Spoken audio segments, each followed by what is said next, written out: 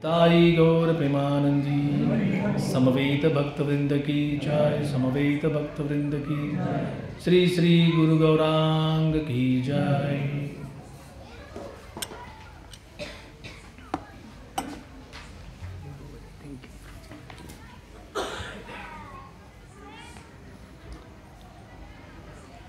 ओम नमो भगवते वासुदेवाय।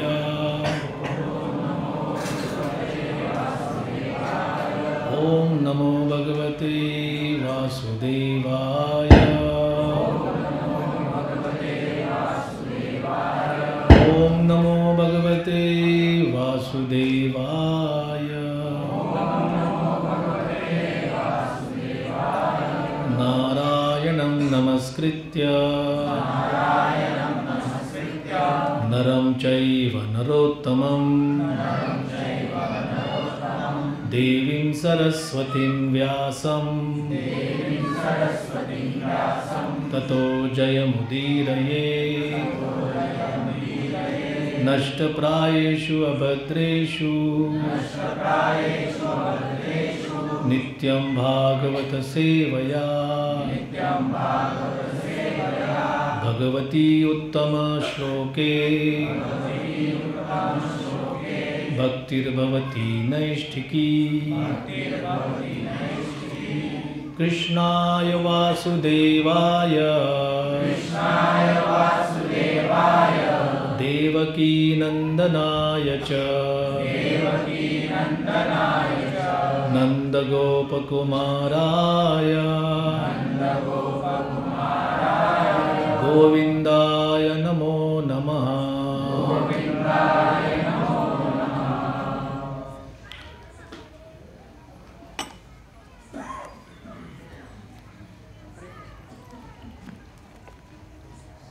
माईक बंद असेल तर चालू करायचा प्रयत्न करू नका।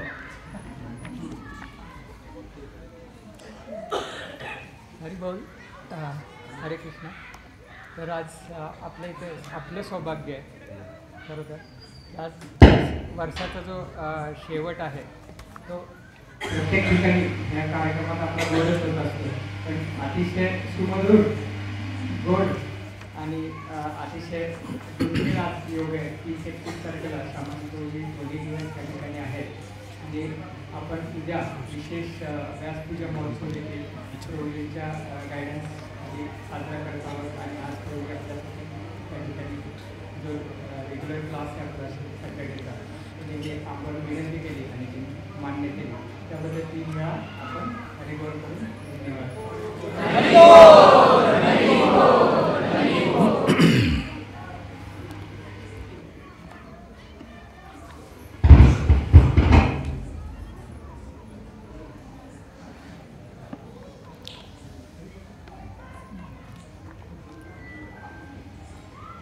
हरे कृष्णा। आजच्या या शनिवारच्या सायं सत्संग कार्यक्रमात आपल्या सर्वांचं हार्दिक स्वागत।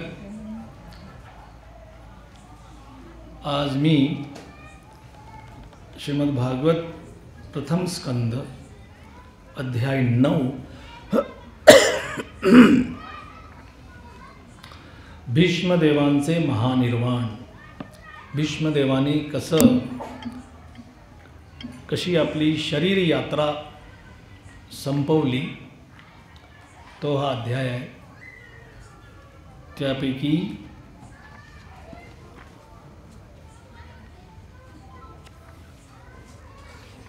12, 13, 14 आणि 15 या मुख्य करून ह्या 4 श्लोकांपैकी काही मुद्द्यांवरती आज आपण चर्चा करणार आहोत। तर पहिला मी जो श्लोक घेतोय तो 1, 9, 12 प्रसिद्ध श्लोक आहे फार।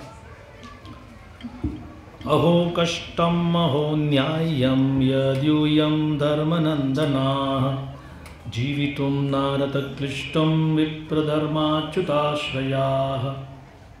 भीष्मदेव म्हणाले, अरे रे, मूर्तिमंत धर्माचे तुम्ही पुत्र असूनही किती कष्ट आणि केवढा अन्याय तुम्हाला सहन करावा लागला।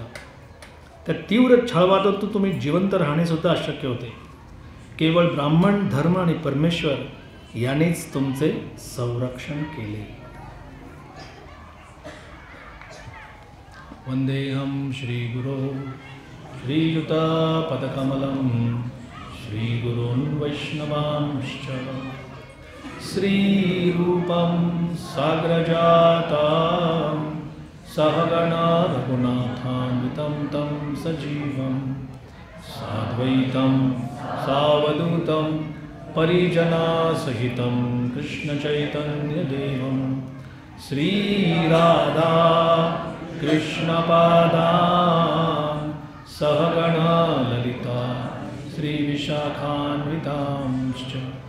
ॐ अज्ञानतिमिरान्धस्य ज्ञानाञ्जनशलाकया चक्षुरुन्मिलितं येन तस्मै श्रीगुरवे नमः.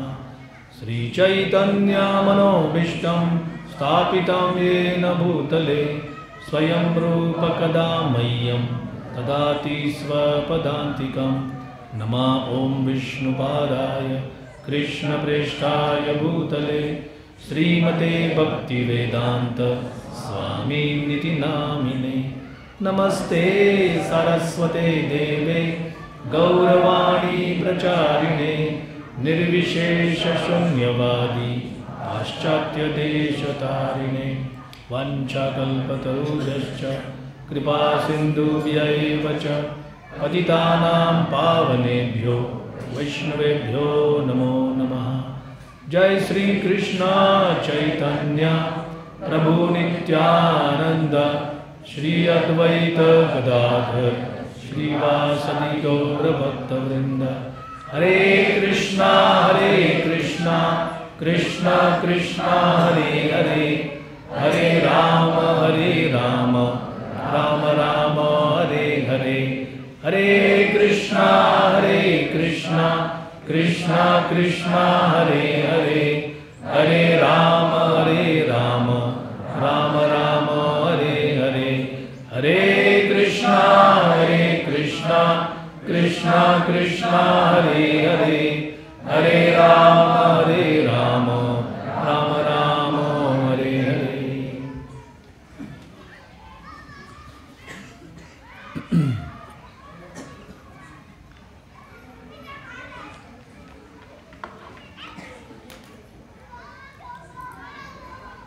बरोबर आहे.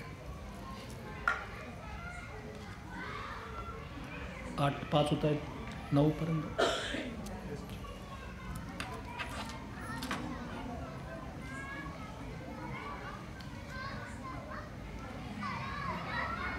श्रीमद भागवत एक असा ग्रंथ आहे ज्यामध्ये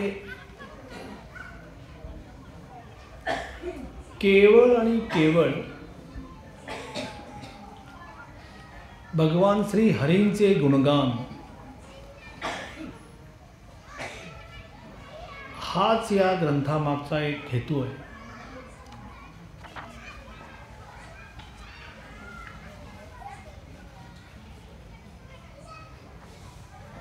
हा ग्रंथ श्रील व्यासदेवानी आपल्या आध्यात्मिक साक्षात्कार म्हणा किंवा त्यांच्या आध्यात्मिक मानसिकतेचा जो अगदी जी त्यांच्या मानसिकतेची सर्वात उच्च अवस्था समजली जाते, तसं आनंदाची उच्च अवस्था असते. आपण मराठीत म्हणतो आनंद पोटात माझ्या मावेना. एवढा आनंद झाला. तुकाराम महाराज म्हणतात आनंदाचे डोही आनंद तरंग. तर आनंदाची एक उच्च अवस्था असते, एक भीतीची उच्च अवस्था असते, भय उत्सुकतेची उच्च अवस्था असते.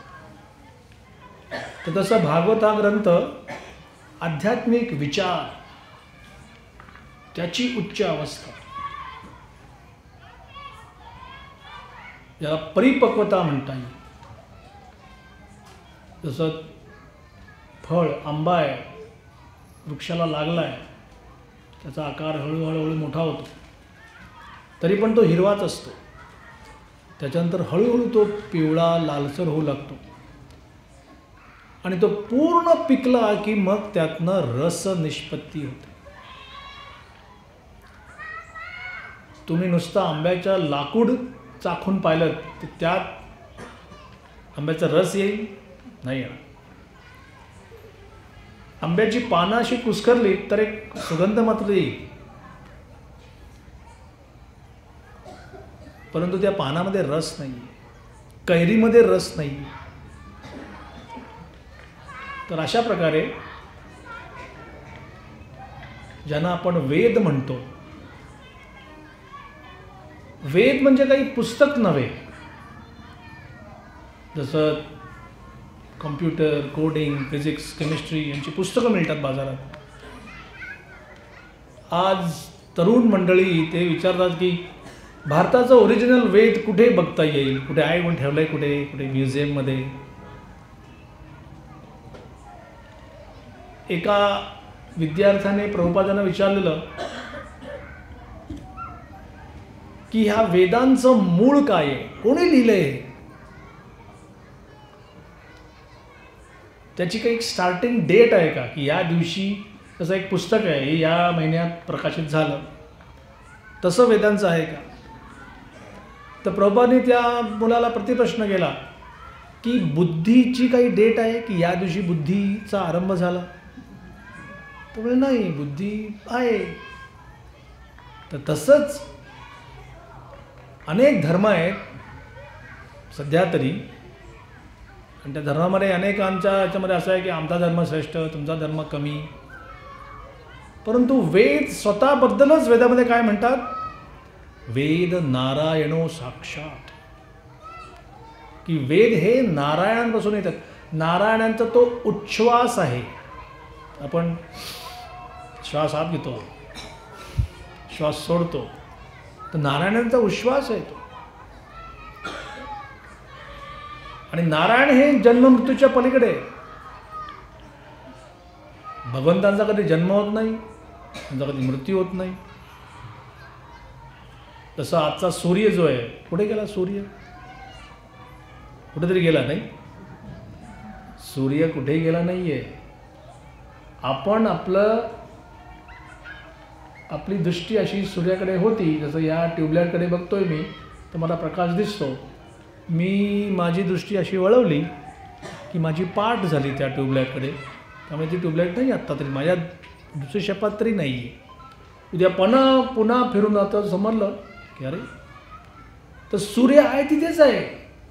सूर्यावरती ना उदय ना अस्त काहीच नाही आहे. आपण तसा अनुभव करतो. त्यामुळे तुम्हाला कोणी विचारलं की तुम्ही हे सत्संगाला जाता आणि तुम्ही कोणतं पुस्तक वाचता, म्हणाले हे श्रीमद भागवत. हे किती वर्ष जुनं आहे, कमीत कमी 5000 वर्ष तरी. 5000 वर्षाचं पुस्तक, त्यात आज तुम्हाला जीवनात उपयोगी असं काय आहे त्याच्यामध्ये, काय आहे. समजा म्हटलं की पुढच्या शनिवारी 1965 1 जानेवारीचा महाराष्ट्र टाइम्स आपण त्याच्यावर चर्चा करणार आहोत. तुम्हाला काय चेष्टा करताय. तर त्यावेळी सांगतील महाराष्ट्राचे मुख्यमंत्री वसंतदादा पाटील, माझा अंदाज आहे कदाचित असावेत त्यावेळी, तर त्यांनी, आणि गृहमंत्री यशवंतराव चव्हाण. तुम्हाला हो ही सगळी मंडळी गेली नाही, त्यांनी एक कमिटी स्थापन केली, कमिटी पण गेली. त्यांनी एका ब्रिजविषयी ठराव पास केला, तो ब्रिज पण होऊन गेला. मग उरलं काय मग. काळाने, आपण मराठी म्हणतो, काळाने सर्वांचा ग्रास घेतला. तर जे लोक आज नाही आहेत, त्यांचं कार्य नाही आहे, त्यांच्याविषयी काहीच सत्ता उपलब्ध नाही आहे, तर त्यांच्याविषयी चर्चा करून काय करणार आपण. कोणी म्हणलं की हां मग आज पांडव कुठे, भीष्म कुठे, ते पण नाही आहेत. तर ह्यात थोडी मराठीत म्हणतात तशी ह्यात गोम आहे. त्यामध्ये एक रहस्य आहे की हे जे पांडव, कृष्ण, कुरुक्षेत्राचं युद्ध, महाभारत, आपण भारतीय एक काय म्हणतात तसं हिंदीमध्ये अजीब लोक आहे, अजीब लोक. महाभारत एवढं सुंदर ग्रंथ आहे आणि कोणी म्हणतो अहो तो घरी ठेवला की भांडणं होतात. भांडण व्हायला काय महाभारत ठेवायची गरज आहे? भांडणं तर एक मुलगा आपल्या वडिलांना विचारतो की आई म्हणते की देशांमध्ये युद्ध व्हायला कारण आहे पाणी पुरवठा आणि बाकी सर्व काही. तर वडील म्हणतात की नाही, पाण्यामुळे भांडण होत नाही, भांडणं अगदी क्षुल्लक गोष्टीवरून होतात. तो येऊन आईला म्हणतो की आई भांडणं काय पाण्यावरून होत नाही, जमिनीवर होत नाहीत, क्षुल्लक गोष्टी होतात. ते म्हणजे तुझ्या वडिलांना काय समजतं आहे, मी सांगते ना, मी ते वाचते पेपरमध्ये. तो येऊन तो वडिलांना म्हणतो की आई म्हणते तुम्हाला काय समजतं आहे, खरी याच्यात होतं, तिला काय समजतं आहे, तिला काय अक्कल आहे. त्यावेळी दोघंही घरी एकाच रूममध्ये येतात आणि कडकडून भांडू लागतात. तो मुलगा म्हणतो थांबा थांबा, मला समजलं की भांडणं कशी होतात सुरू ते. युद्ध सुरू व्हायला काय लागतंय मला समजलं पूर्णपणे. तर महाभारत पण असंच युद्ध आहे का की ही भूमी माझी, ही त्याची. आणि हे भीष्म कोण आहे? भीष्मदेवांविषयी आपण आता काही थोडा वेळ आपण त्यांच्या विषयी चर्चा करणार आहोत. वसू नावाचे एक ऋषींची कॅटेगरी आहे. स्वर्गामध्ये पण, स्वर्ग म्हणजे ह्याच्यापेक्षा वरचे ग्रह लोक. आपल्याला वाटतं की आपण बघतो बाहेर, सायंटिस्ट लोक टेलिस्कोपने बघतात, कधी रेडिओ सिग्नल देतात, अरे कोणी आहे का, आणि कोणी काही उत्तर मिळत नाही, म्हणजे कोण नाही आहे वरती.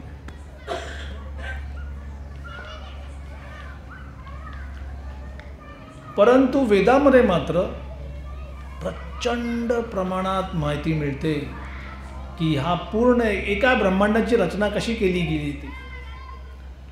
एका ब्रह्मांडामध्ये 7 वरचे 7 खालचे असे 14 कॅटेगरीज, श्रेणी आहेत. जसं ट्रेनमध्ये जनरल क्लास आहे, थर्ड AC आहे, जनरल क्लास आहे, रिझर्वेशन आहे, थर्ड AC, 2 टायर AC. कोणी म्हणजे ट्रेन तर एकच आहे ना, काय फरक पडतो? काही फरक पडतो नाही. तिथे जाऊन बघा तुम्ही, ते लोक कसे आरामात राहतात, त्याने असा आवाज वगैरे होत नाही, आणि तुम्हाला पहिल्यांदाच एक पाण्याची बॉटल आणून देतात. समजा जनरल क्लासमध्ये कोणी म्हटलं की 1 बॉटल इथे पाठवा, तिकीट कुठे आहे? म्हणजे ज्या माणसाने एक्स्ट्रा पैसे भरले त्यालाच ती फॅसिलिटी मिळते. एका टाईममध्ये सकाळी न्यूजपेपर, वर्तमानपत्र आणतात, पाणी आणतात. तुम्ही नाश्त्याला काय घेणार? पोहे घेणार की उपमा घेणार की काय घेणार? कोणी म्हणतं की मला नाही विचारलं कोणी आमच्या ट्रेनमध्ये. आता तुम्ही सगळं चाणाक्ष भक्त आहात. हे जे वेगवेगळे भाव आहेत ट्रेनच्या सीटचे, जनरलमध्ये एक रेट आहे, रिझर्वेशनमध्ये दुसरा आहे, थर्ड AC मध्ये दुसरा आहे. स्वर्गात जाण्यासाठी कोणत्या प्रकारे पैसे भरतात लोक?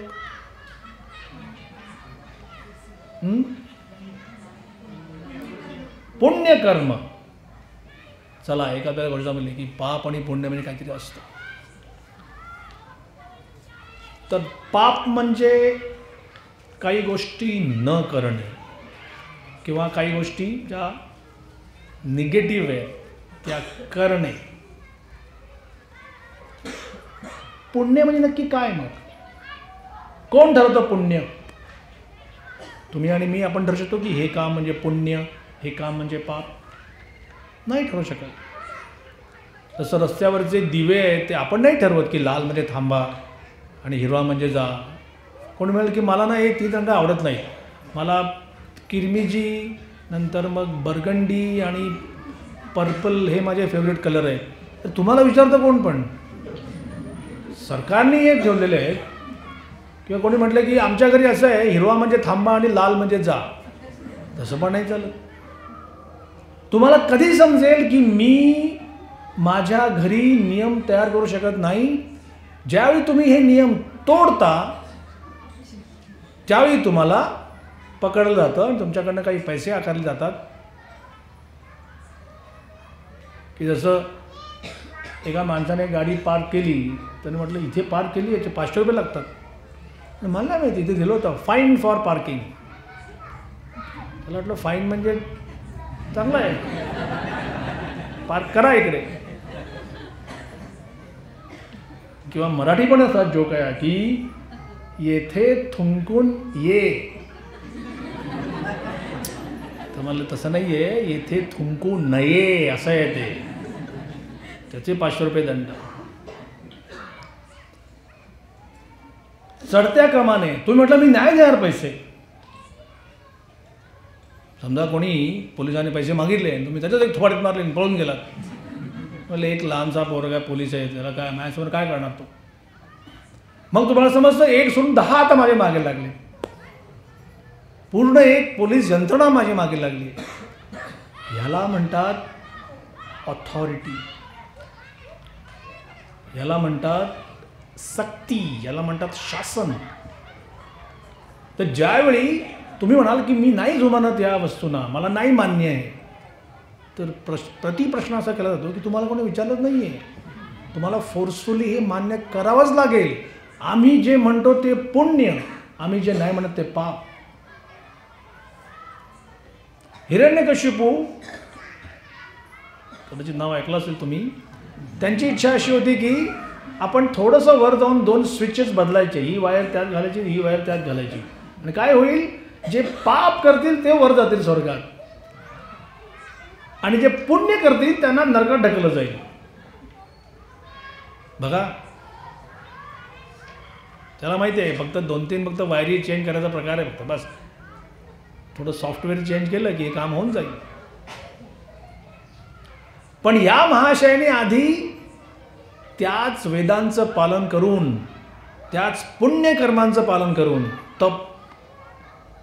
तपस्या एक मोठं पुण्यकर्म आहे, पण त्या पुण्याचा त्याने विनियोग, उपयोग कशासाठी केला, तर लोकांना त्रास देण्यासाठी. त्यामुळे ह्यातनं सुटका नाही. तुम्ही घरी नियम करू शकत नाही, तुम्हाला नियम हे लोकांकडनं ऐकावे. लोक म्हणजे कोण, तर वेदांचे प्रतिनिधी. तर अशा प्रकारे पुण्यकर्म केल्याने स्वर्गात जावं मिळतं. स्वर्गात काय मिळतं, उदंड आयुष्य, म्हणजे इतकं आयुष्य की ते 5 कोटी वर्षांचं आयुष्य, 10 कोटी वर्षांचं आयुष्य.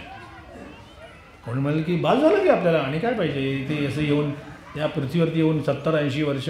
आज समजा कोणी 95 वर्षी कोणी दगावलं, तुला म्हणतील त्यांचं वय झालेलं, काय करणार आता. आणि काय 20 वर्ष अंथरुणावर खेळून होते, ना हलणं, ना डोलणं, ना बोलणं, ना काही नाही. तर अशा अवस्थेमध्ये गेलंच बरं. परंतु स्वर्गामध्ये मात्र असं काही होत नाही. तर त्या स्वर्गामध्ये राहणारा हा ऋषींचा एक समुदाय, त्यांच्याकडून काहीतरी चूक घडली, तर त्यांना तिकडे काय शिक्षा केली जाते, तुम्हाला अमुक अमुक गुन्हा केल्यामुळे या पृथ्वीवर पाठवलं जात आहे.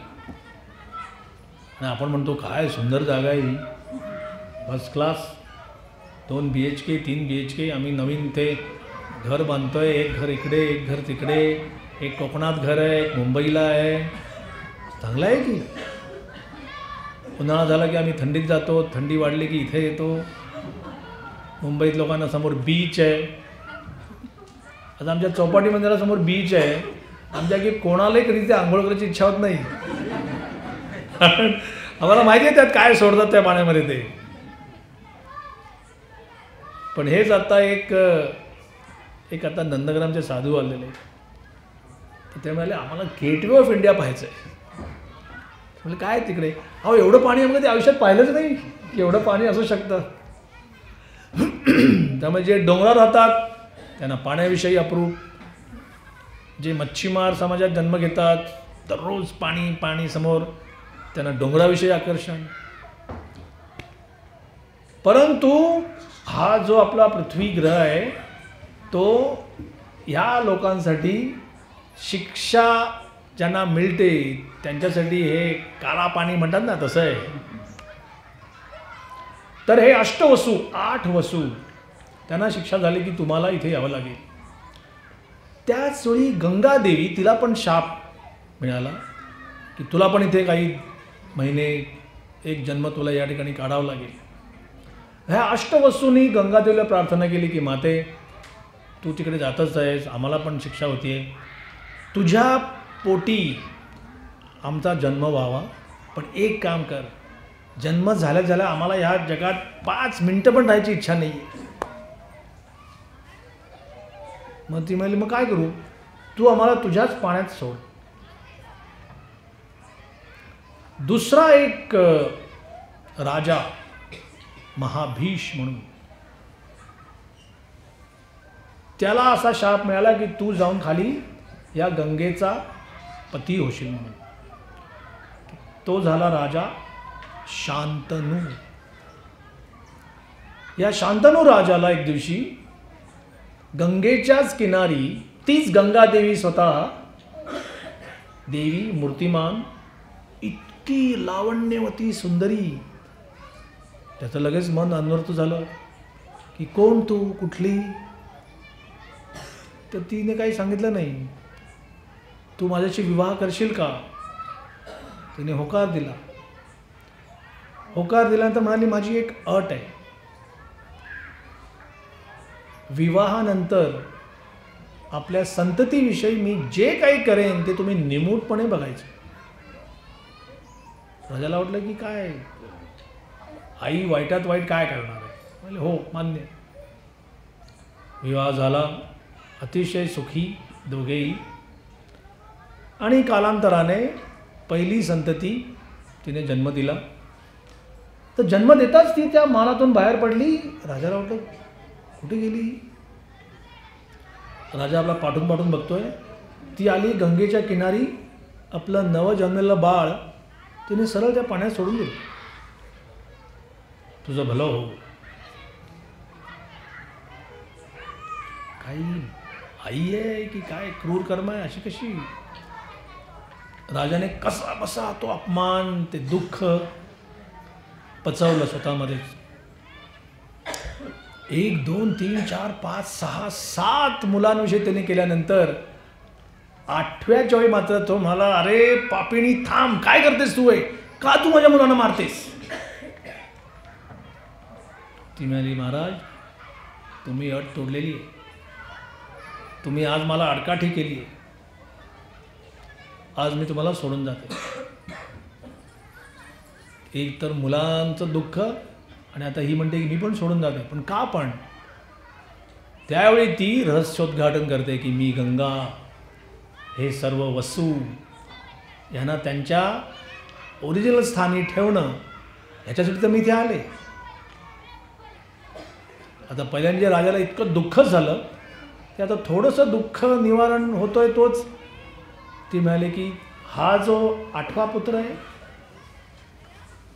हा माझा अत्यंत प्रिय आहे, आणि ह्याला असा शाप मिळाला की त्याला इथे खूप वेळ राहावं लागेल, तर हा मी तुमच्याबरोबर ठेवणार, पण आत्ता नाही.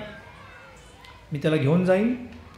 त्याला मी युद्धकला, नंतर मग धनुर्विद्या, ज्योतिष, समाजशास्त्र, शासनकला, वेदविद्या, सर्व विद्यांमध्ये पारंगत करूनच त्याला पुन्हा आणेन. आणि ती आणि हा 8वा पुत्र दोघे अदृश्य झाले. शांतनू बिचारा दररोज जाऊन पाहायचा, कधी येईल माझा मुलगा, कधी येईल, कधी येईल. एक दिवस त्याने पाहिलं की एक लहानसा मुलगा 8-10 वर्षाचा, त्याने आपल्या दोन्ही बाहूंनी गंगेचा ओघ रोखून ठेवलेला आहे.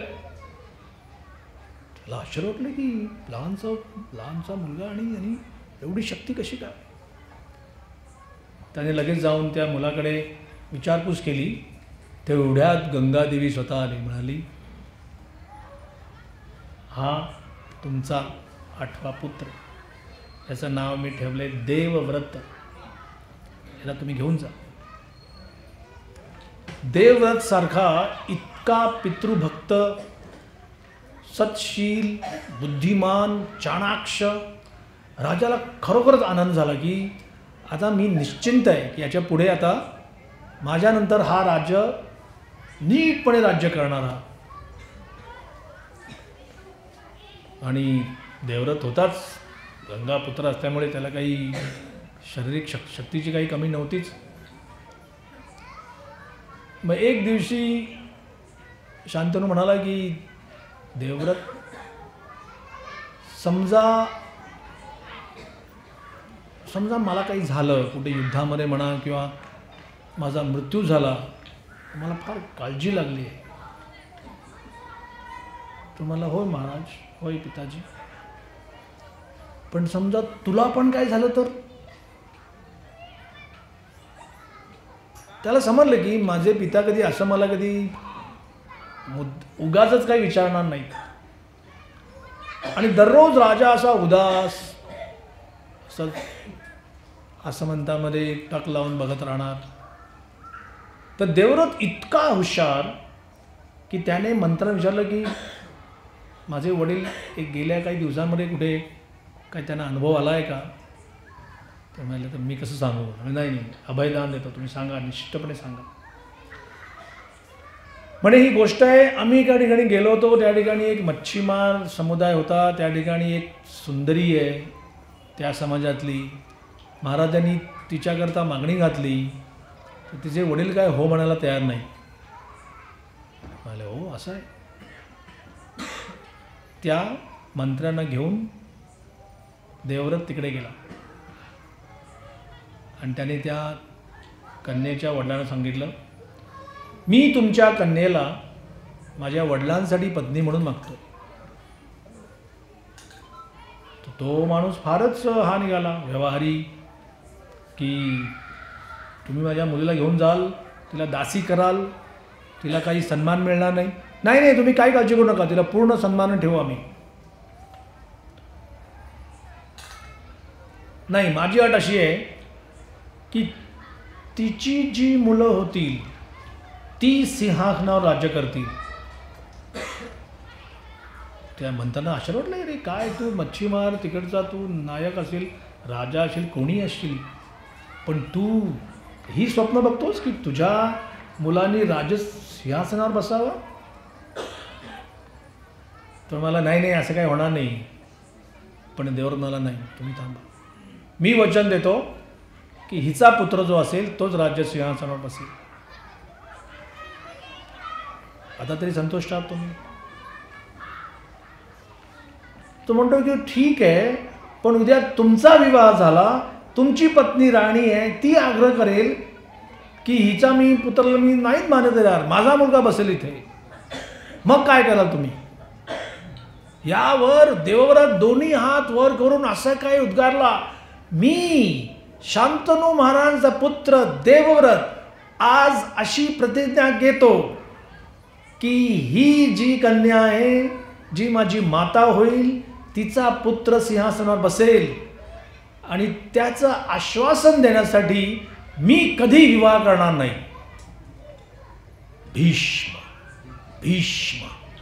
भीष्म म्हणजे अत्यंत कठोर व्रताचं पालन करणारा,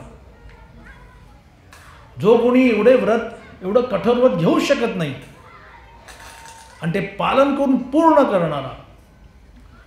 तर भीष्मदेवानी काय केलेलं, हे जे सिंहासन आहे ह्याच्याशी मी कधीही प्रतारणा करणार नाही, जो कोणी ह्याच्यावर बसेल त्याचं वचन मी पूर्ण करणारच, मग काही हो.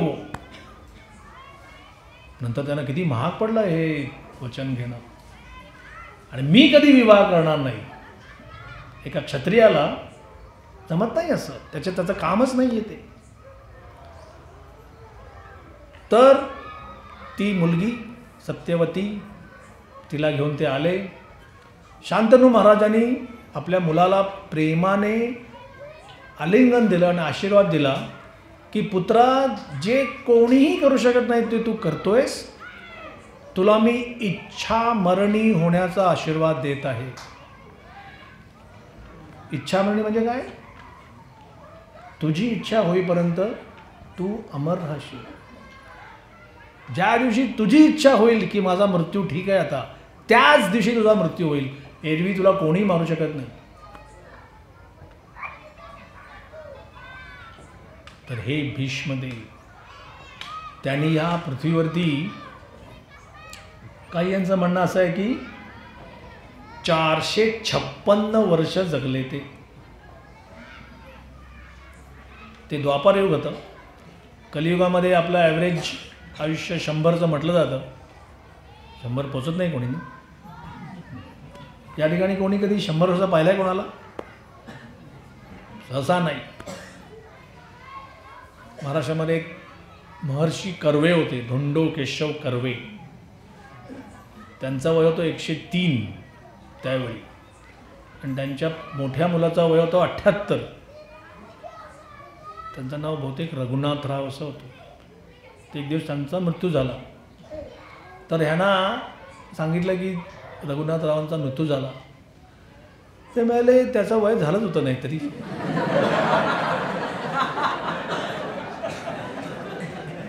ते आणखी 2 वर्ष जगले, 105.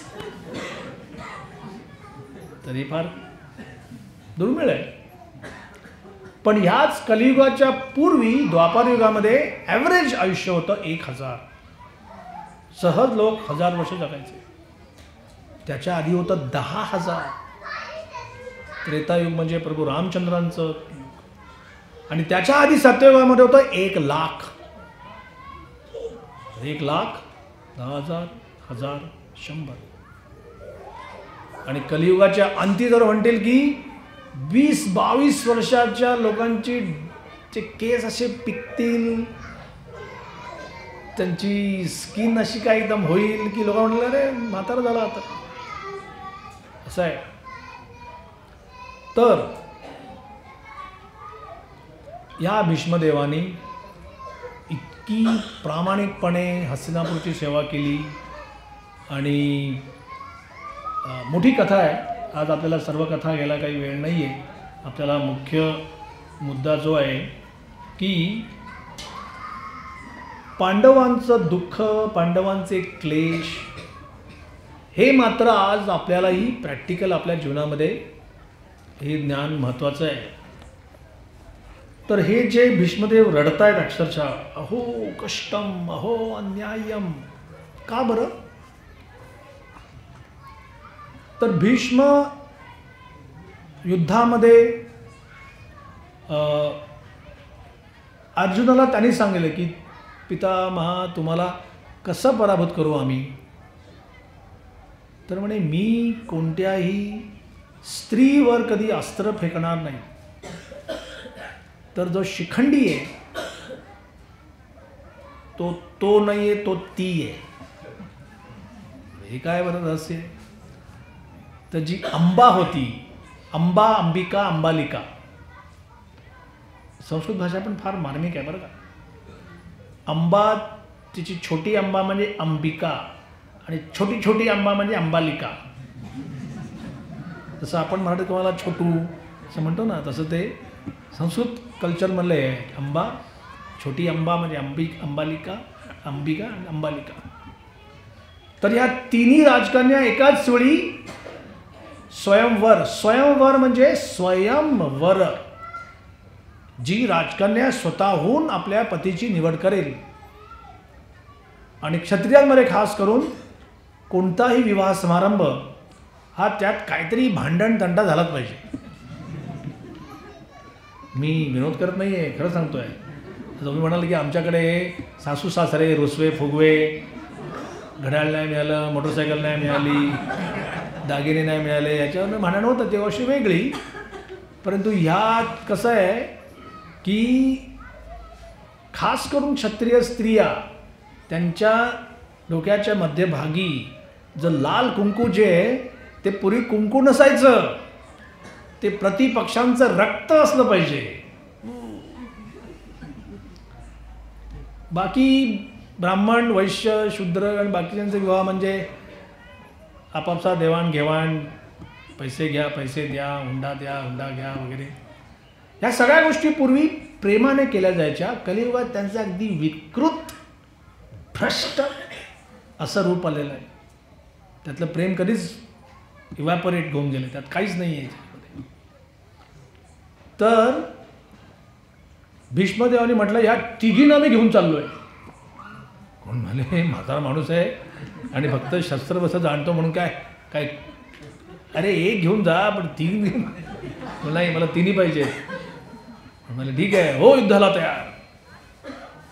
तर म्हणता म्हणता सर्व उपस्थित क्षत्रिय जे आलेले त्या सर्वांचा पराभव केला. काय काय तर मरायचं आहे, हे नुसतं सांगायची गोष्ट नाही आहे की तुम्ही जा कुठे सांगाल की हे ह्याने आर्य म्हटलं की त्याने कार्य म्हटलं की झालं युद्धाला तयार. सध्या काही लोक म्हणतात की आम्ही क्षत्रिय आहोत का, तर मला लगेच राग येतो. ते बाकीचे गुण त्याचे तुम्ही एवढंच घेतलं फक्त की मी क्षत्रिय आहे. शौर्य तेज धृतीर दाक्षम युद्धे च अपपलायनम दानम ईश्वर भावश्च क्षात्र कर्म स्वभावजम. शौर्य पाहिजे, तेज, धृती, दाक्षम. हे दाक्षम म्हणजे ॲडमिनिस्ट्रेटिव्ह क्षत्रिय, एक्सपर्ट मॅनेजमेंटमध्ये. की अहो ते अकाउंटमध्ये 500 रुपये कुठे गेले, तोच तर प्रश्न आहे, कुठे गेले काय माहिती. ते नाही चालत. सगळ्या गोष्टींचं प्रॉपर अकाउंटिंग, सगळ्या गोष्टींचं प्रॉपर प्लॅनिंग, सगळ्या गोष्टींची प्रॉपर जागा.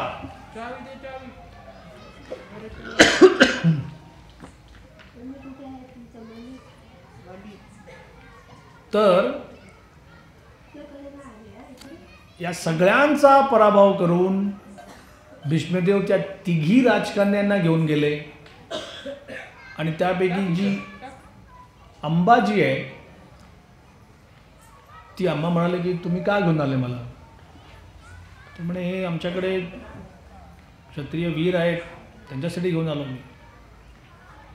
मी माझं मन पूर्वीच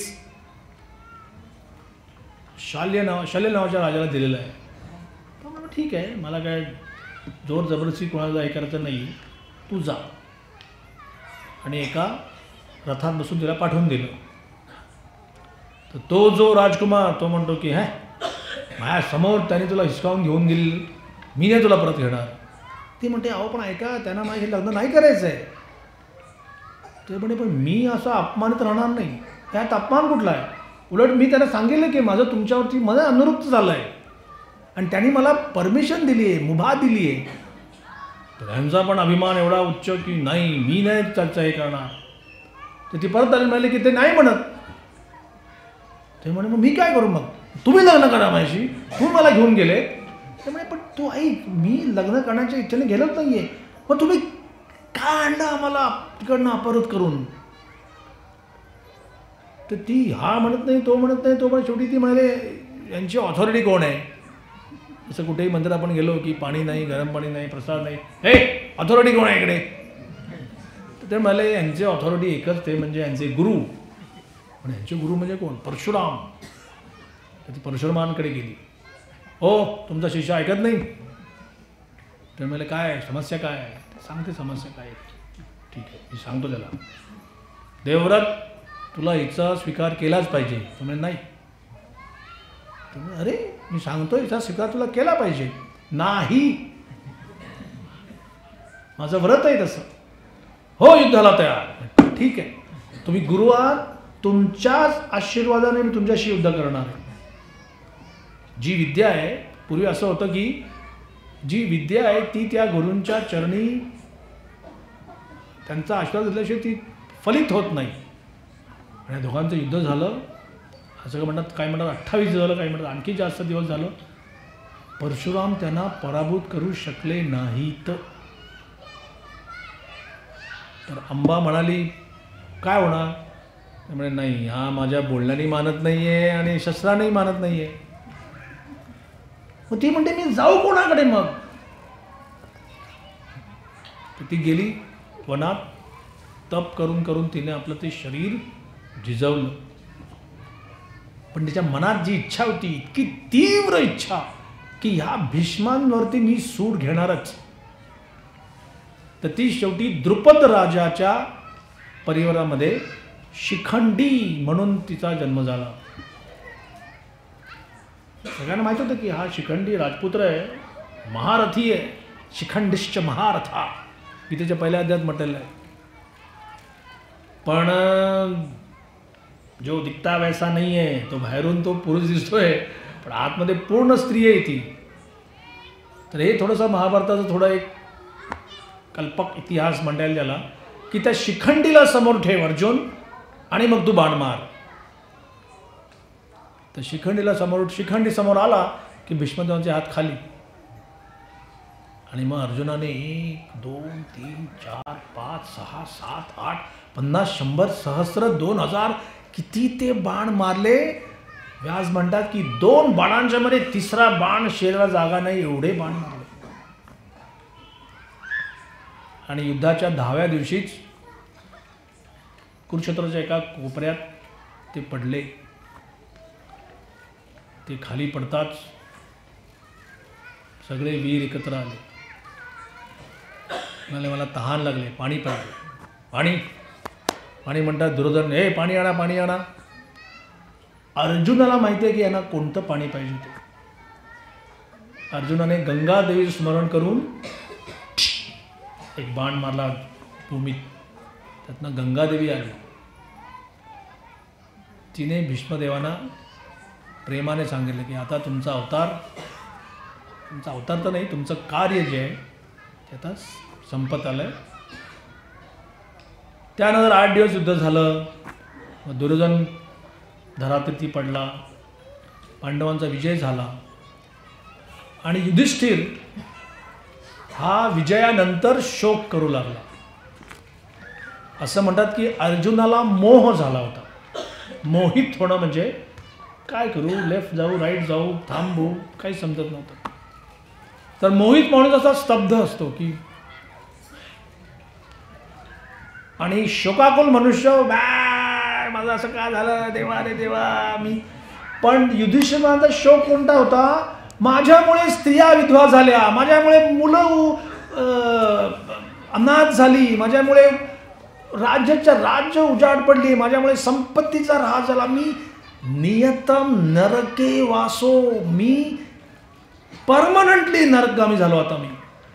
नाही हो नाही, तसं नाही आहे, नाही झालं तसं. तर जितके लोक त्यांना शांत करायचा प्रयत्न करतायत तितके युधिष्ठिर महाराज आणखीन शोकाकुल होत आहेत. शेवटी लोक म्हणाले कृष्णाला तुम्ही सांगा बाबा, हे तुम्ही बाकी कोणाचं ऐकत नाही. तर कृष्ण सांगायला गेले तरी पण युधिष्ठिर महाराज त्यांचा ऐकायला तयार नाही.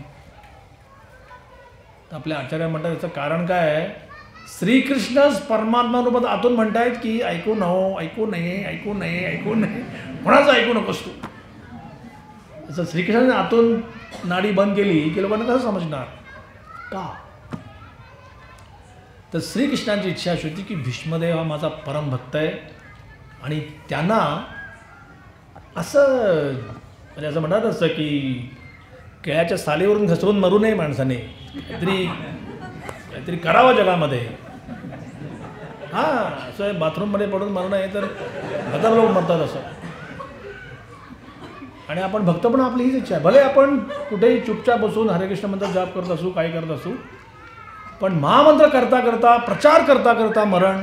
प्रभुपाद म्हणाले मी अर्जुन आहे, मला असं हॉस्पिटलच्या कुठल्या तरी एका याच्यात बसून मरायचं नाही आहे, मला रणांगणावरती मरायचं आहे. आपल्यासाठी रणांगण कोणतं आहे भक्तांसाठी, हे बाहेर सर्व. आता ते लोक आपले शत्रू नाहीत, तुम्ही बाहेरच्या लोकांना हे चाल हरे कृष्ण जप कर तसं नाही चालत ना. प्रेमाने बाबा कृपा करून जप करा. भीष्मदेवांच्या मनातली जी इच्छा ती श्रीकृष्णांशिवाय आणि कोणी जाणू शकत नव्हतं, कोणीच नाही. काय इच्छा होती ती, आयुष्यात एकदा तरी मला हे 5 पांडव भरजरी पोशाख, चिलखत, कुंडल, किरीट, हत्ती घोड्यावर बसून रथात येऊन असे येऊ देत, एकदा तरी पाहू दे मला भगवंता, एकदा तरी पाहू दे. तर ती जी इच्छा आहे ती पूर्ण करण्यामध्ये जो आनंद आहे तो नुसता युधिष्ठिराला उपदेश करून देण्याचा आनंद नाही आहे. श्रीकृष्णाचे फार चाणाक्ष आहे. मग ते म्हणाले पांडवांना तुम्ही तयार व्हा, तुम्ही आता राजे आहात, सिंहासनस्थ आहात तुम्ही, तर आपण मिरवणुकीसह जाऊ. तर मोठी शोभायात्रा, समोर वाजंत्री, मध्ये हे 5 पांडव अंबारीत बसलेले, त्यांच्या मागे घोडदळ, त्यांच्या मागे अनेक सैनिक, असं तर सर्व तो लवाजमा ही मिरवणूक जी आहे ती आली. आणि भीष्मदेव थक्क होऊन पाहत राहिले. आज माझं आयुष्य यशस्वी झालं. परंतु भीष्मदेवांची खरी, त्यांचं जे खरं कौशल्य आहे ते असं म्हणतात की सहस्रावधी लोकांशी सहस्रावधी विषयांवर चर्चा करू शकणारा माणूस हा. तुम्ही जे विचारा यांच्याकडे उत्तर आहे. असे भीष्मदेव यांनी मात्र पांडवांना पाहताच घळा अश्रू व्हायला लागले. आणि त्यांचे अश्रू हा श्लोक 1:9-12. अहो कष्टम अहो न्यायम. हे काय आहे, जग काय आहे, किती त्रास कोणाला. यद यूयम धर्मनंदना. ते या पांडवांना धर्माचे पुत्र म्हणतात. पांडवांनी कधी अधर्म केलाच नाही आणि दुर्योधनाने कधी धर्म केलाच नाही, तरी पण त्याची सतत उन्नती प्रगती वगैरे. आजही लोकांसमोर हाच प्रश्न आहे की प्रामाणिकपणे राहावं की काय करावं. मग कोणी प्रामाणिकपणे राहावं तर खायला मिळणार नाही काय मला.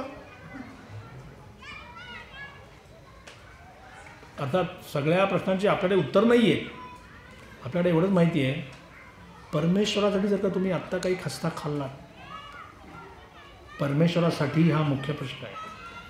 त्रास सगळे सहन करतात, पण परमेश्वरासाठी त्रास सहन करणं ही एक फार श्रेष्ठ कॅटेगरी आहे.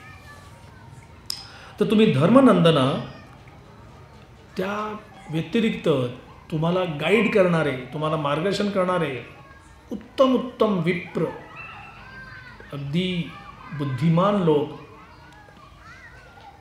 अच्युत साक्षात कृष्ण तुमचे संरक्षक. आणि काय तुमच्यावरती अन्याय, त्या दूतकडे तुम्ही हरलात. तुमच्या पत्नीचा अपमान केला गेला, तिला विवस्थ करण्याचा प्रयत्न केला गेला, तुम्हाला जंगलात धाडण्यात आलं. जंगलामध्ये कंडिशन काय होती, म्हणजे अट काय होती, 12 वर्ष वनवास आणि पुढे 1 वर्ष अज्ञातवास. अज्ञातवासात तुम्हाला पकडलं तर पुन्हा 12 वर्ष. हे सगळं झाल्यानंतर 5 भाऊ म्हणाले की आम्हाला नको ते राज्य, राज्याची गरज नाही आम्हाला. श्रीकृष्ण म्हणाले तुम्हाला मी 5 गावं देईन, 5 भाऊ 5 गावं, आरामात राहा तिकडे. म्हणाले ठीक आहे. तर कृष्ण गेले दुर्योधनाकडे आणि म्हणाले की हे बघ, तुला नाही द्यायचं ना इंद्रप्रस्थ तर घे तू. हे 5 भाऊ आहेत, क्षत्रिय आहेत, राजकुमार आहेत. ते काही बेकरी घालणार नाहीत, ते कोडिंग करणार नाहीत, ते धोबी नाहीत, कुंभार नाहीत. ते राजे आहेत, त्यांना राज्याला एक गाव द्यायला पाहिजे. ह्याच्यावरती दुर्योधनाचं सर्वात मार्मिक उत्तर, एका सुईच्या अग्रावर राहील एवढी भूमी पण मी देणार नाही. तुम्ही भ्याड असला, तुम्ही भेकड आहात, युद्धात काय ते मागून घ्या. तरी लोकांना वाटतं की या श्रीकृष्णाने अर्जुनाला युद्ध कर म्हणजे सुई घेऊन आपण कोणाला पाठवून टोचून येतो ना, तसं एका माणसाने म्हटलेलं आहे की अर्जुन बिचारा म्हणतो नाही, मी राहतो बाहेर जाऊन, एक कोपरा आहे तिकडे बस स्टँडच्या बाजूला, तिकडे बसून मी भीक मागतो, काय 2 भाकऱ्या मिळतील त्या खातो मी, नाही युद्ध कर. आणि तो नाही म्हणाल तर हे बघ माझं विराट रूप, आणि थरथर कापायला लागला. हे काय गीता आहे, सगळ्या घाबरून सोडलं बघा लोकांना. या महामूर्खांना माहीतच नाही की एक गीता काय टाइमपास नाही आहे. एका भक्ताने म्हटलं की गीता हे एक सर्जरी आहे, शस्त्रक्रिया आहे. तुमचं अपेंडिक्स वाढतंय, परवा आमच्या एका भक्ताचा अपेंडिक्स वाढलं, एवढा त्रास, कोणाचं प्रोस्टेट वाढतं, कोणाचा ट्युमर वाढतो. तुम्ही जाऊन सांगता डॉक्टरांना हे घ्या पैसे पण कापा बाबा, ते आहे की नाही. आणि जे कापलेलं आहे तुम्ही घरी येऊन जात नाही की हा माझा ट्युमर. तो दाखवायला लागतो, कारण डॉक्टर सुद्धा कधी कधी असं करतात. मी ऐकलं की खरी मोठी गोष्ट मला माहिती नाही, पण जसं उद्या माझी काळे गोरे सगळ्या ठिकाणी काळे पण असतील काही डॉक्टर, तर आपलं पोट फाडलं, सगळं केलं, परत शिवून टाकलं, झाली सर्जरी झाली, पण ते काय आपलं काय ते दिलं फेकून, आम्ही गेलं ते. तर त्या केस नंतर म्हणायला लागले की तुम्हाला त्या पेशंटला दाखवायला लागेल तुम्ही काय कापलं ते. असं एक आहे, रूल आहे. तर महाभारत म्हणजे समाज पुरुषाला जो ट्यूमर झालाय, तो ट्यूमर कोण? तर पहिले त्यातले महारथी म्हणजे दुर्योधन, दुःशासन, कर्ण, शकुनी, आणि कृष्ण आहेत हेड सर्जन. आणि ते अर्जुनाला म्हणतायत तू शस्त्रक्रिया, तर हाड तुझ्या गळ्यात पडू दे, मला फीज नको, मी काहीच करत नाही या ठिकाणी. उदासीनवदासीनम असक्तम तेषु कर्मसु. अर्जुन, या जगामध्ये मी कोणतीच अपेक्षा करत नाही, मी कोणालाच वर ठेवत नाही, कोणालाच खाली पाडत नाही, मला काय करायचं या जगामध्ये. जसं एक बँकेतला जो क्लर्क आहे, सध्या तर नेट बँकिंग आहे, पण पूर्वी कोणी 5,000 काढले, 10,000 काढले, तर एका तासामध्ये जे लोक येऊन आपले पैसे काढतायत, तर 2 तासाने तो माणूस रडत नाही, काय सगळे पैसे चाललेत हो सगळे. अरे तुझा काय प्रॉब्लेम आहे, पैसे तुझे नाही आहेत. आणि हे समजा कोणी 1,00,000 रुपये घातले की आज डिपॉझिट करा, छान छान छान, माझ्या मुलीचा वाढदिवस आहे परवा, बोले हे काय बोलला तू, नाही एक दागिना करावा म्हणून तिच्यासाठी. दोन्ही चालत नाही ना. जे पैसे काढले जातात ते त्या लोकांचे पैसे असतात, ते तुझं काहीच नाही. आणि जे पैसे डिपॉझिट केले जातात ते पण त्यांचे. तुझा पगार जो आहे महिन्याला तो मिळणारच तुला. एका भक्ताची वृत्ती अशी असते. जो गीतेचा सर्वात चांगला विद्यार्थी आहे तो असा आहे की मी कोणी असेन, घरची गृहिणी असेन, शिक्षित असेन, अशिक्षित असेन, वृद्ध आबाल कोणी असेल, माझा जो महिन्याच्या शेवटी जो पगार ठरलेला आहे, पगार म्हणजे भगवंताकडून येणारं माझ्यासाठी एक भेट, उपहार, तो कोणीही घेऊन जाऊ शकत नाही माझ्याकडून. हा विश्वास येईपर्यंत आपण समजलं पाहिजे की आपल्याला अजून गीता शिकायची आहे भरपूर. तर समाज पुरुषाला लागलेला जो ट्यूमर आहे तो काढण्यासाठी भगवंताने गीतेचा हे एक म्हणत असं नाट्यरचना केली. आणि एका वेळी अर्जुनाला सांगितलं की हे बघ, तू कितीही स्वतःला अहिंसक समज, तुला या लोकांची कीव येऊ दे, तू यांच्यावरती अगदी दयेचा भाव वर्षाव करून निघून जा, यांच्यापैकी कोणी आता घरी जाणार नाही. हे कोणी ठरवलं आहे? तर मी. हे सगळे इथे संपले. तुला पाहिजे तर तू ही भूमिका कर आणि यशस्वी होऊन ती वरमाला तुझ्या गळ्यात पडू दे. मला या जगात श्रेय पण नको आहे. त्यामुळे आज कित्येक लोकांना महाभारत समजतं, पांडव समजतात, कौरव कृष्ण समजतात, हा श्रीकृष्ण मात्र काय समजत नाही बाबा. फार कुटील जटिल व्यक्तिमत्व आहे, कधी सरळ बोलत नाही. जसं श्रीकृष्ण चालले इंद्रप्रस्थाकडे दुर्योधनाला भेटायला, तर दुर्योधनाने आपल्या हेरांना विचारलं की जरा बघावं काय याला आवडतं काय आवडत नाही ते. तर म्हणे खाण्यात फार चटोर आहे बा, खूप चांगलं चांगलं खायला आवडतं, दूध दही ताक लोणी तर भरपूर आवडतं. ठीक आहे, गाणं वाजवणं फार आवडतं, हां नाच गाणं वगैरे सर्व, आणि विशेष करून मुलींच्या बाबतीत तर फारच हे शौकीन आहेत फार. ठीक आहे, काय वाईट आहे.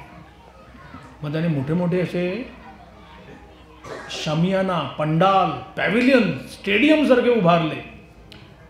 कुठे खाणं चाललं आहे, कुठे गाणं चाललं आहे, कुठे नृत्य चाललं आहे. 1-2 नव्हे, तो पूर्ण मार्गावरती. आणि श्रीकृष्ण ना इथे पाहिलं ना तिकडे पाहिलं, एक हेर म्हणाला की ते तिकडे गेलेच नाही, ते पुढे गेलेच नाही, ते पुढे गेलेच नाही. लास्ट शमियाना गेल्यानंतर त्यांच्या हेरांनी म्हटलं की ते कुठेच थांबले नाही. तर दुर्योधनाला तुम्ही माहिती बरोबर दिली मला, काय काय चुकलं याच्यामध्ये. आणि मग त्याने पहिला प्रश्न विचारला की तुम्ही कुठे थांबला नाही, काही अल्पोपहार आम्ही दिला, जलपान काही केलं नाही. तर समोर शकुनी कर्ण वगैरे सगळं उपस्थित. दुर्योधनाने प्रश्न विचारला की तुम्ही का घेतलं नाही काही. म्हणे दुर्योधन बघ, माणूस 2 प्रसंगी खातो, क्षुधा भूक लागल्यानंतर आणि कोणी प्रेमाने आग्रह केल्यानंतर. मला कधी भूक लागत नाही, तू कधी प्रेम केलं नाहीस. तर दुर्योधन, तुला कधी भूक लागत नाही, मग ते तुझी एवढी लहानपणी जे खाल्लंस ते काय मग, आणि मी तुला कधी प्रेम केलं नाही.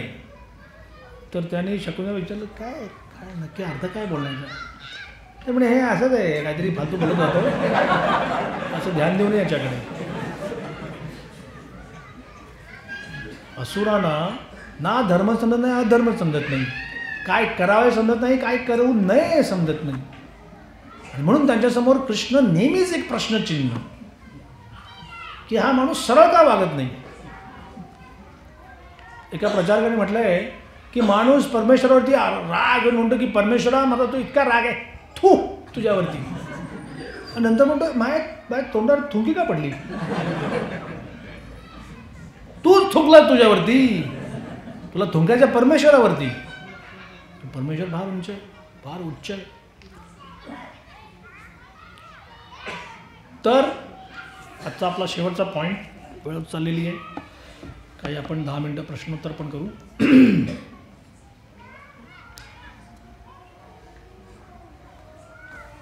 पुढच्या श्लोकांमध्ये तुमच्यासारख्या पुण्यात्माना हे का सहन करावं लागलं याच्यावरती भीष्मदेवांचं एक वाक्य आहे, ते मात्र फार महत्त्वाचं आहे.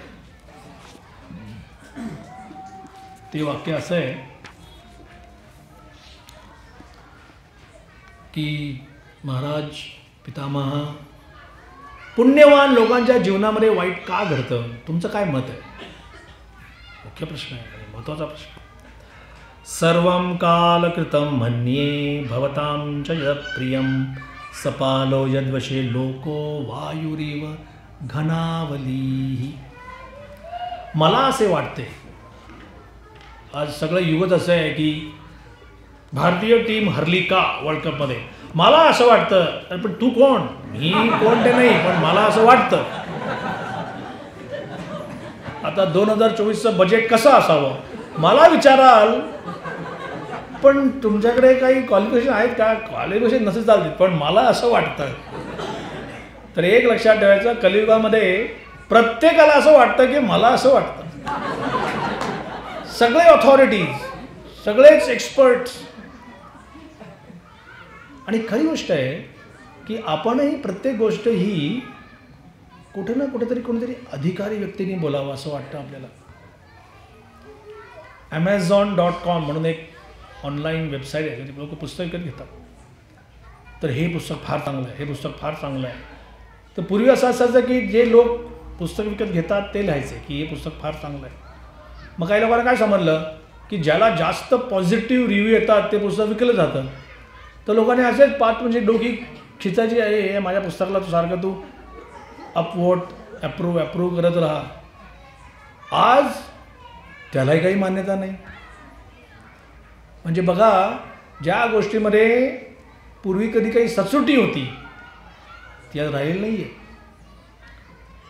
माझे वडील एक गोष्ट सांगायचे, कदाचित मी सांगितली असेल तिथे ती मी मंगळसूत्राची गोष्ट सांगितली, मंगळसूत्राची नाही सांगितली. वडिलांच्या एका मित्राने मंगळसूत्र केलं बायकोचं आणि ते काही रिपेअर करायला दिलं का काही, एकूण ते 7 तोळ्याचं झालं. ते 7 तोळे म्हणजे किती होतात, खूप होतात, अंदाजे 70,000 पर ग्रॅम. 10 ग्रॅमचा 1 तोळा काय, मग 7 तोळे म्हणजे किती होतात, 70 ग्रॅम म्हणजे 5 लाखापर्यंत साधारणपणे. हां, सध्याचे त्यावेळी एवढे नव्हते, पण 7 तोळे म्हणजे झालं. तर त्या जवाहिराने ज्वेलरच्याकडे काहीतरी गडबड झाली, त्याने ते लिहिलं.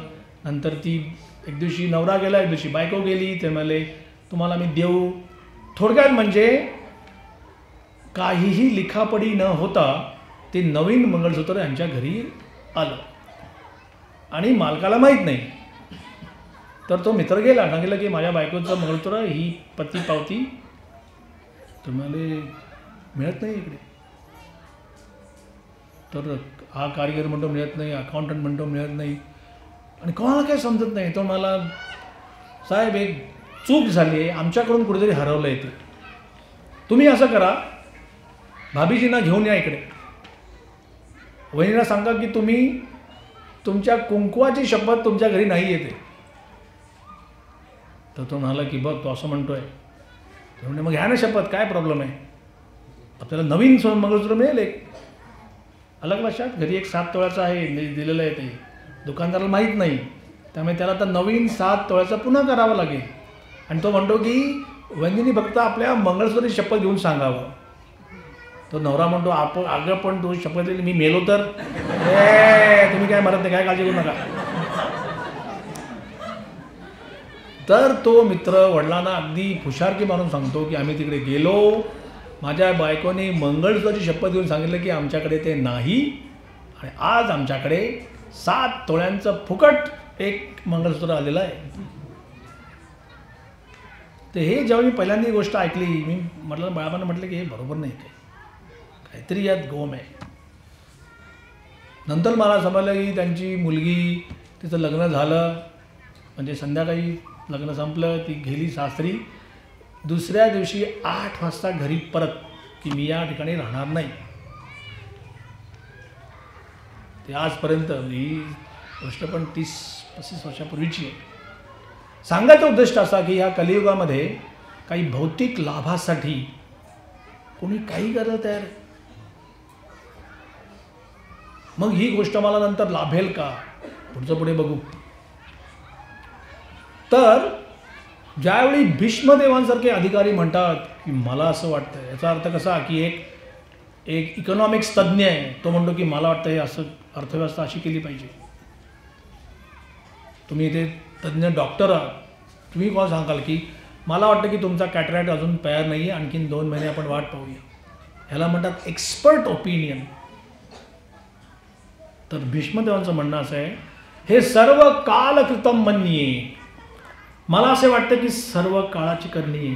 काळ प्रत्येकास अनुलंघ्य आहे, कालाचं उल्लंघन करून जाता येत नाही. ज्याप्रमाणे मेघ समूह वायूच्या अधीन असतो, त्याप्रमाणे सर्व लोकातील जीव मात्र या काळाच्या अधीन असतात. यातली 2-3 वाक्य फार सुंदर आहेत, ती म्हणून आपण आज आपलं प्रवचन मी संपवतो. मग आपण काही प्रश्नोत्तर करू. आपण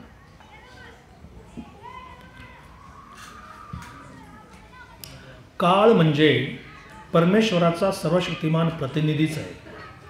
म्हणून काळाच्या अकल्पनीय कृतीमुळे युधिष्ठिराने खिन्न होऊ नये. आपल्याला पहिला सल्ला असा दिला जातो की काळाच्या कृतीमुळे खिन्नता आणू नये. जोपर्यंत मनुष्य भौतिक जगातील बंधनाने जखडलेला आहे, तोपर्यंत त्याने काळाच्या क्रियाप्रतिक्रियांचे आघात सोसलेच पाहिजे. युधिष्ठिराने असे समजण्याचे कारण नाही की पूर्वजन्मीच्या पापांची फळे ते या जन्मी परिणाम म्हणून भोगत आहेत. अत्यंत पुण्यशील माणसे ही भगवंतांशी अत्यंत एकनिष्ठपणे राहतात, कारण त्यांना अधिकारी अशा ब्राह्मण आणि वैष्णवांचे मार्गदर्शन असते आणि ते ती धर्मतत्वे काटेकोरपणे पाळत असतात. ही 3 तत्वे मनुष्याच्या जीवनामध्ये मार्गदर्शक ध्येय म्हणून असावी. काळाच्या युक्त्यांमुळे कोणीही विचलित होऊ नये. अखिल ब्रह्मांडाचे नियंता असलेले ब्रह्मदेव सुद्धा काळाच्या अधीनच आहे. त्यामुळे काळाच्या नियंत्रणाविषयी कोणी आक्षेप घेण्याचे कारण नाही. प्रत्येकाने आपली धर्मतत्वे कठोरपणाने पाळली पाहिजे. एक सुंदरशी गोष्ट आहे, आम्ही आता 1 महिन्यापूर्वी गेलो, त्याची एका भक्ताने सांगितली की एक राजा, त्याचा जो मुख्य प्रधान मंत्री, तो अगदी त्याच्या जिवलग मित्राप्रमाणेच, भले त्यांचा तो सेवक. राजा एक दिवशी एका बाणाला तासून त्याला टोक करत असताना एकदम त्याच्या हातून तो सुरा हा झाला आणि त्याच्या अंगठ्याचा वरचा भाग कापला गेला. हा जो मंत्री आहे, हा सर्व म्हणायचा, काही घडलं की कृष्ण कृपा, कृष्ण कृपा. यावेळी एक अर्धं बोट कापलं गेलं आहे, भळाभळा रक्त वाहत आहे आणि हा म्हणतो कृष्ण कृपा. तर राजाला असा राग येतो, म्हणे यायला जेलमध्ये टाका, तुरुंगात टाकायला. तर ते बँडेज हे पाहून राजा म्हणतो आता कुठेच मन लागत नाही आहे, तो थोडा शिकारला जातो. यावेळी नेमकं त्याला काही डाकू पकडतात आणि त्याला म्हणतात की ह्याला आता आपण काली मातेसमोर याचा बळी देऊ आपण. तर त्या डाकूंचा पण एक पुजारी असतो, कसे काय पुजारी काय माहिती, पण असतो खरं आहे. तर तो पुजारी काही मंत्रोच्चार करतो आणि या राजाला असा पाहतो आणि इथे आल्यानंतर बघतो, त्याचं बोट थोडं कापलेलं आहे, अनफिट, हा चालणार नाही बळीसाठी, सोडून द्यायला. त्यावेळी राजा म्हणतो कृष्ण कृपा, जर मी आज माझं सर्व शाबूत असतं तर मेलोच असतो की.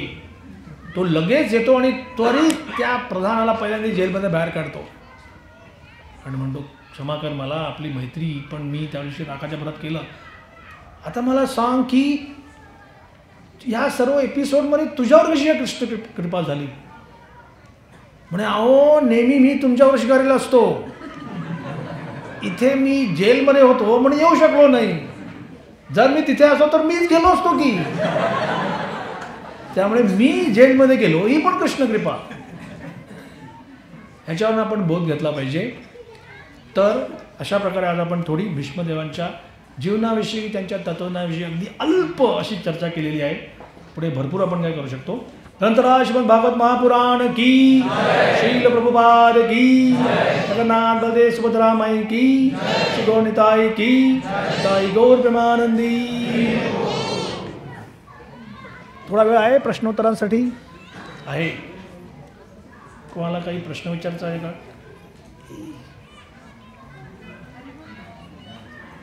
थोडं पुढे की नाही, थोडं पुढे, बेंच बेंच बेंच बेंच.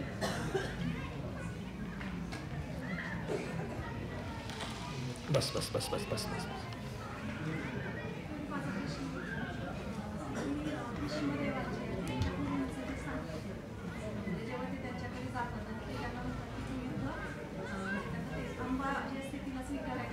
हां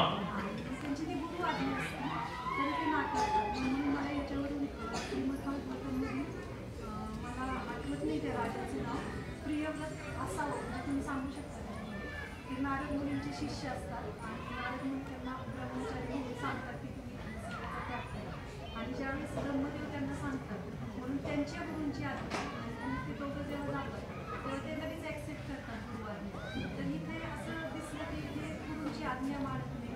मग कधी कधी आपला जो संकल्प असतो किंवा आपली जी प्रतिज्ञा असते त्याच्यापेक्षा पण गुरूंची आज्ञा सर्वश्रेष्ठ असते. तर मग हे कसं समजून.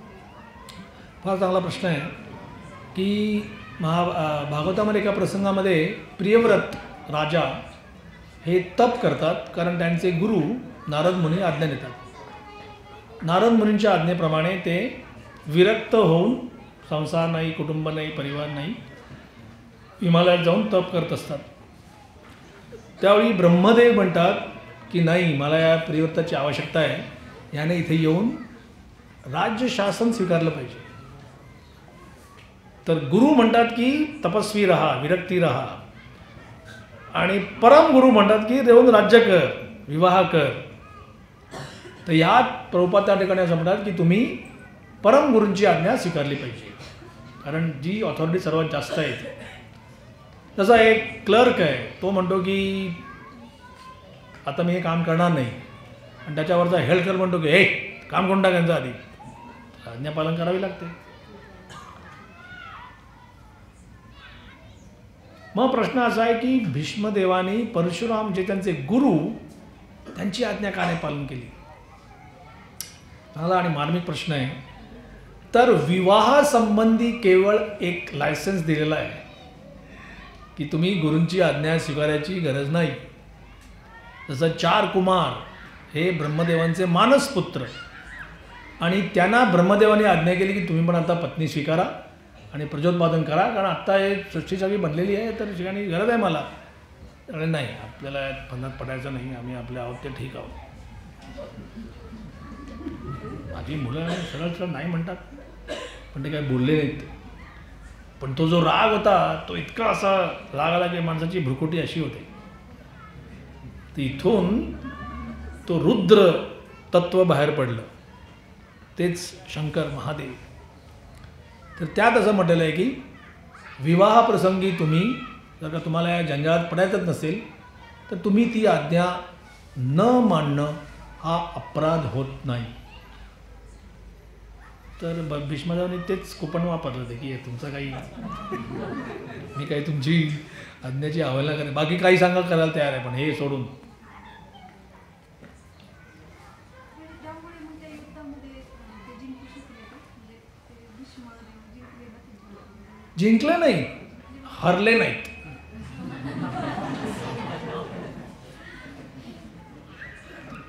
या युद्धामध्ये कोणी जिंकण्या हरण्याचा हे नव्हता, पण भीष्मदेवांना परशुराम पराभूत करू शकले नाही, तेवढंच फक्त सांगितलं त्या शास्त्रामध्ये.